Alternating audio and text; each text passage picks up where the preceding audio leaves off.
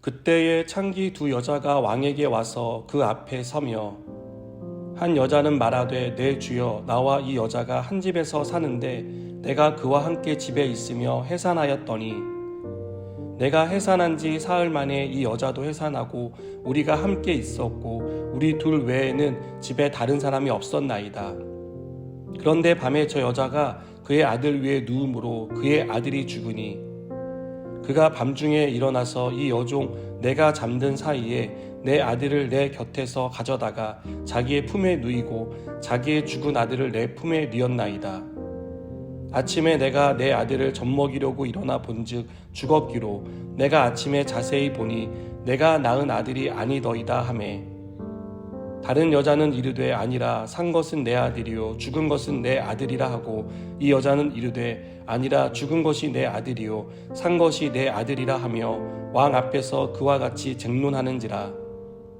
왕이 이르되 이 여자는 말하기를 산 것은 내 아들이요 죽은 것은 내 아들이라 하고 저 여자는 말하기를 아니라 죽은 것은 내 아들이요 산 것이 내 아들이라 하는도다 하고 또 이르되 칼을 내게로 가져오라 하니 칼을 왕 앞으로 가져온지라.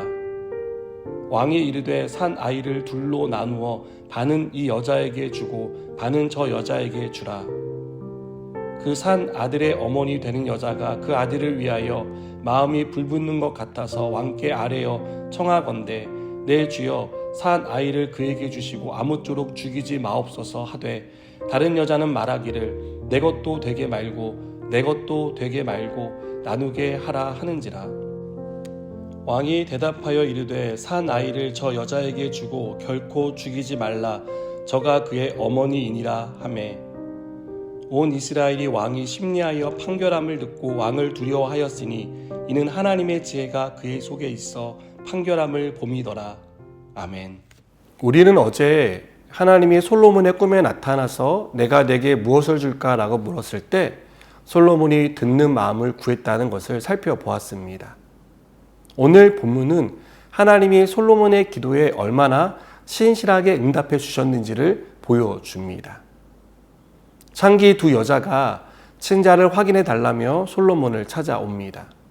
두 여자는 사흘 간격으로 아이를 낳았는데 간밤에 한 아이가 죽고 남은 아이를 두고 서로 자기 아이라고 주장을 했습니다. 지금처럼 유전자 검사가 있었다면 아마 쉽게 판별할 수 있었을 겁니다. 하지만 당시에는 그런 방법이 없었기 때문에 얼마 되지 않은 두 아이를 분간하는 것은 여간 어려운 일이 아니었습니다. 이런 상황에서 누구의 손을 들어줄 것인지는 굉장히 예민하고 어려운 문제였습니다. 이때 솔로몬은 칼로 이 문제를 해결합니다. 솔로몬은 누구의 아들인지 밝혀달라는 요청에 칼로 아이를 반으로 갈라 나누어 주라는 예상 밖의 판결을 합니다. 서로 자기 아들이라고 주장하니 공평하게 나누는 것이라 볼 수도 있겠지만 지금 솔로몬이 반으로 나누라고 한 대상은 물건이 아니라 살아있는 아이입니다. 솔로몬의 명령이 떨어지자 두 여자는 극명한 차이를 보입니다. 아이의 엄마는 마음이 불붙는 것 같아 죽이지 말고 자기 아들이라고 주장하는 여자에게 주라고 말합니다. 그러나 아이의 엄마가 아닌 여자는 어차피 이렇게 된 거 반으로 나누어 달라고 말합니다. 솔로몬이 칼로 아이를 나누라고 한 것은 이러한 사실을 염두에 두고 한 일이었습니다. 진짜 아이의 엄마라면 절대로 아이를 반으로 나누자는 말을 따를 수 없다고 생각한 것입니다. 우리는 여기서 솔로몬의 지혜가 얼마나 뛰어난지를 볼 수 있습니다. 솔로몬은 난감한 문제를 단번에 해결하며 하나님이 주신 지혜가 그와 함께하고 있다는 것을 알 수 있었습니다. 또한 28절은 온 이스라엘이 왕이 심리하여 판결함을 듣고 왕을 두려워하였으니 이는 하나님의 지혜가 그의 속에 있어 판결함을 봄이더라 라고 말합니다. 솔로몬뿐만 아니라 온 백성이 솔로몬 안에 하나님의 지혜가 있다는 것을 알았다는 것입니다. 여러분, 솔로몬이 지혜로운 판결을 내릴 수 있었던 것은 그가 오랫동안 쌓아온 학문이나 경험이나 지식이 아니었습니다. 하나님의 지혜가 그 속에 있었기 때문에 가능했던 것입니다. 그리고 이것은 솔로몬이 하나님께 구한 것을 받았다는 것을 우리에게 보여줍니다. 어제도 말씀드렸지만 하나님은 솔로몬이 사명을 감당하기 위해 구하는 것을 허락해 주셨습니다.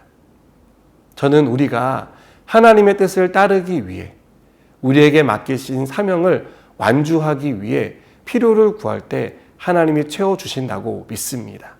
여러분, 이 사실을 믿으시기 바랍니다.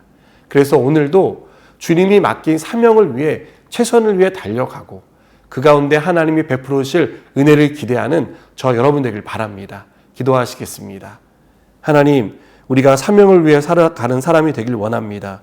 또한 그것을 위해 필요를 구할 때 넉넉하게 채워주셔서 하나님이 함께 하심을 깨달아 알게 하여 주시옵소서. 예수님의 이름으로 기도드립니다. 아멘.